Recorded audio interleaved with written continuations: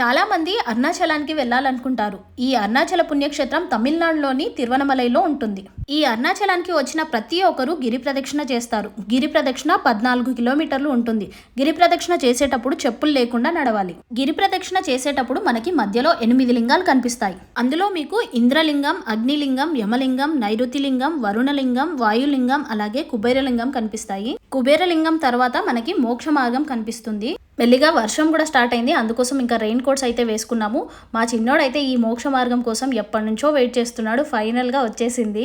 మోక్ష మార్గం వచ్చిన తర్వాత మనకి లాస్ట్ లో ఈశాన్య లింగం అయితే ఉంటుంది. నడిచి నడిచి మా చిన్నోడి సాక్సులు కూడా అరిగిపోయాయి. గిరి ప్రదక్షిణ చేస్తున్నప్పుడు మనకి మధ్యలో రమణ మహర్షి ఆశ్రమం అలాగే శేషాద్రి స్వామి ఆశ్రమం అయితే కనిపిస్తాయి. ఈ గిరి ప్రదక్షిణ చేసేటప్పుడు మీరు ఎర్లీ మార్నింగ్ గానీ నైట్ గానీ చేస్తే చాలా బెటర్ అండి. ఎందుకంటే రోడ్ చల్లగా ఉంటుంది కాబట్టి. ఇలా సక్సెస్ఫుల్ గా మా గిరి ప్రదక్షిణ అయితే కంప్లీట్ చేసాము. ఇంకా మీకు ఏమైనా డౌట్స్ ఉంటే మన ఛానల్లో ఫుల్ వీడియో పెట్టాను, ప్లీజ్ చెక్ చేయండి.